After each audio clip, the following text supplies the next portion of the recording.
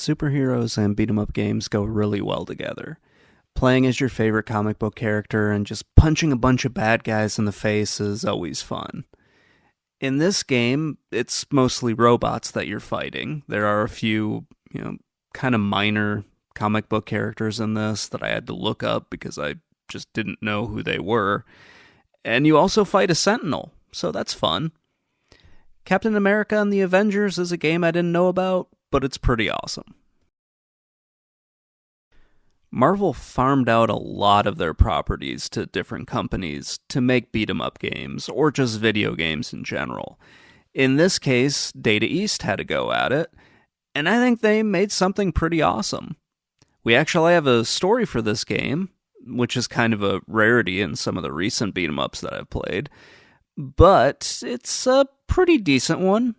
It's a fairly generic comic book like story where you have one big bad guy who grabs a bunch of smaller, lesser known bad guys and tries to, I think, take over the world. I'm just kind of assuming. He's got a giant laser in this, and I'm not entirely sure what his plan was. It's a rather, Saturday morning cartoon type story where the bad guy's doing something and then fucks up because the good guys find out about it and beat him up. Anyway, you have to beat the Red Skull in this. That's the ultimate thing. He's got a few forms, and he becomes kind of like this mechanical version of himself. I do want to touch on this really quick because there's a little bit of confusion in this story that goes into just some of the really bizarre translations that come out of this. It's said that the Red Skull uses his wealth to gather the villains to his side, and then we're also told that he uses mind control. So I'm guessing that he built some mind control technology using all of the money that he had. None of the other organizations that the Red Skull is connected to are brought up, so I'm guessing he just, played the stock market and got a lot of money or something like that, or robbed a whole bunch of banks to get the money to get this technology and do whatever the hell he needs to do.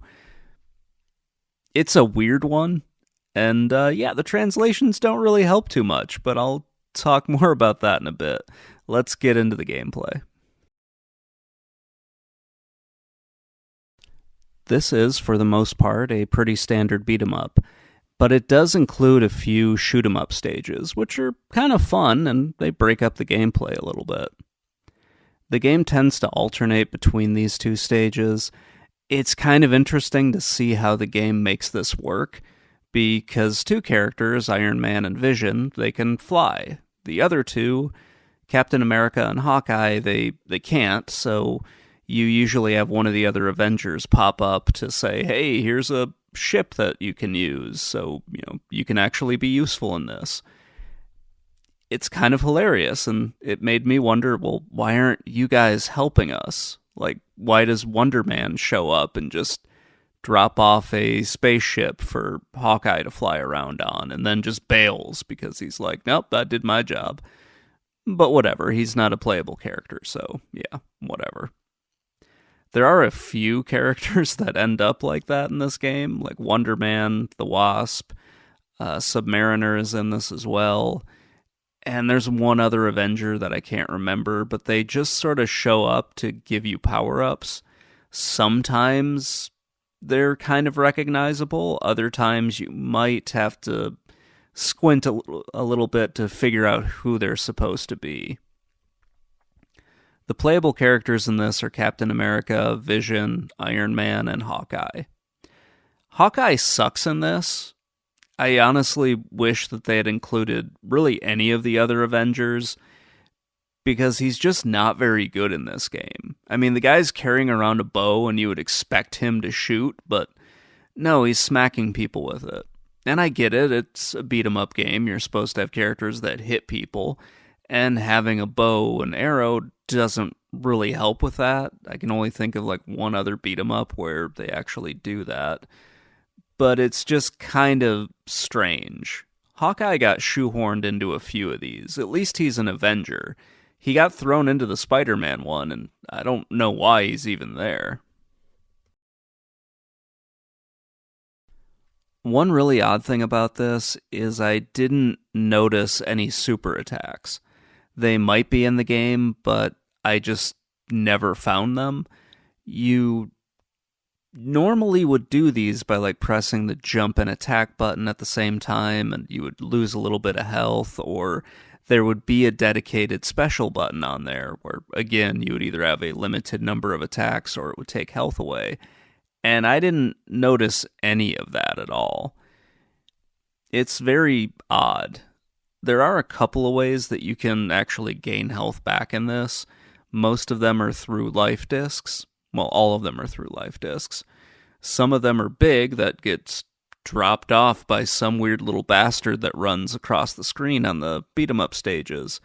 And in the shoot 'em up stages, you can collect smaller life discs. Something else that makes this game a little bit different from other beat 'em ups is you don't have like a life bar. You have hit points essentially, and you can get more than what you're allotted at the beginning of this. So you start off with 100 and you can get more than that by collecting more life discs. It's kind of weird.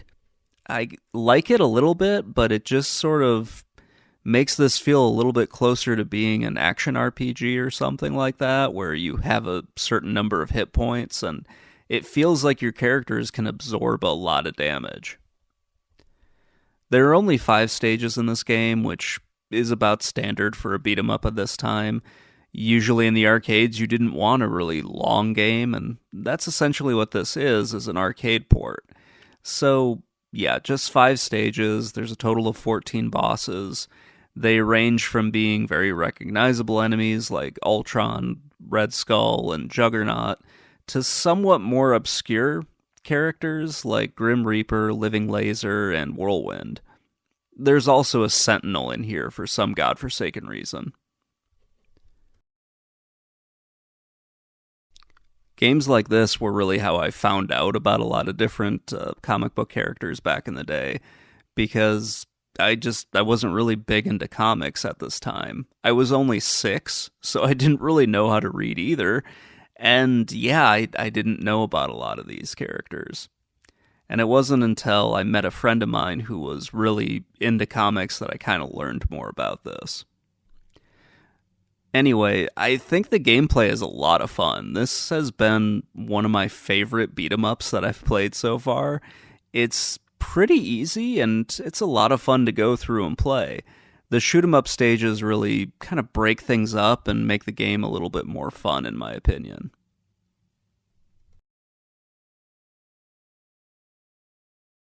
For a game that was released in 1991, and I think also in 1992 when it was ported over, it looks really good for the time. The characters are kind of hit and miss. The 4 main characters look really good. Some of the enemies look really good. And then you have some where you might struggle to figure out who the hell they actually are supposed to be. This might also be because you maybe don't know about all these comic book characters, but there are a few of them where I'm just generally confused as to who they are. Before I looked up a lot of the names that were in this game, I had no idea that the Mandarin and the Juggernaut were in this game. I must have fought them, but I had no idea who they were. And if they didn't get mentioned when, you run into the person, no idea. I would have had just absolutely no clue. And I'm still not sure why there's a giant sentinel in the game, but it looks really good, and that boss fight is pretty great. There are some times during the shooter stages where I think they made the sprites too big, especially when you're fighting bosses. That kind of threw everything off a little bit. Several of the villains just kind of look like generic enemies from the previous stage. Data East might have reused some sprites just because, and maybe added a few graphics onto them to try to hide the fact that they were using sprites over again. And yeah, I mentioned a few of the mini bosses don't look all that great. But the scenes where it shows the Red Skull, those look really good. The little comic book frames that you have look really good. The backgrounds are great. There's a lot that I like about the graphics, and then it'll throw something that's just kind of crap at you, which is a bit of a shame. But overall, the graphics are really good. There's just some issues with really recognizing who a few of the mini bosses are supposed to be. Whenever you try to translate something from one language into another, you kind of need to take a little bit of liberties with what is actually being translated. And you just need to, at best, capture the spirit of what is said and translate as much of what they're trying to say into the next language. Because, the grammar rules are different from language to language, the sentence structure is very different, and sometimes words have a different meaning between one language and another, and you need to do your best to get it right. Back in the 80s and 90s, you just sort of did your best because a lot of the people doing these translations just happened to be someone who had a vague understanding of English, so they kind of did their best, and you end up with some fairly hilarious results. There aren't too many in this game, and for the most part, they did a pretty good job with it.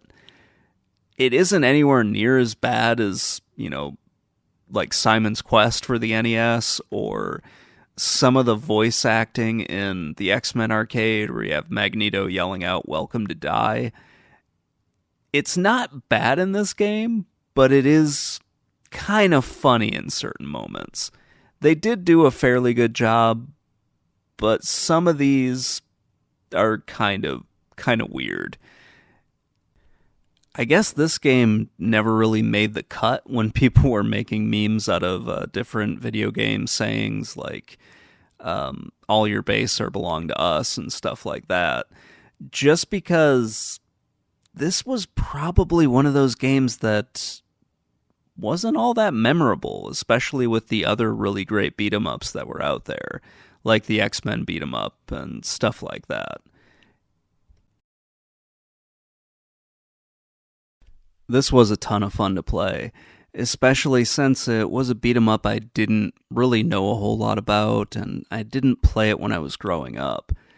I do like this one a little bit more than like the Punisher beat-em-up that I've played a few times before and I've talked about in a different video. I really think that this is one of the better beat-em-ups, at least on the Sega Genesis. I don't know how the Super Nintendo port, if there is one, how that would stand up. And I'm not sure how this one compares to the arcade, aside from having graphics that are not as good. I do love finding games like this and learning a little bit more about them, because, I had no idea this was in the arcades, and now I kind of want to find the arcade version. I didn't have a dedicated arcade anywhere near me growing up, so I was kind of at the mercy of whatever, like the roller rinks or Pizza Huts or Chuck E. Cheese's had, and I don't ever remember seeing this one there. I also wasn't a huge Captain America and the Avengers fan, so yeah, I probably would not have been drawn to this when I was, 6 to 10 and I was going to different birthday parties and playing arcade games. So anyway, that's going to wrap things up. Let me know what you think in the comments below. I really did love this game an awful lot. I'll talk to you all later. Bye.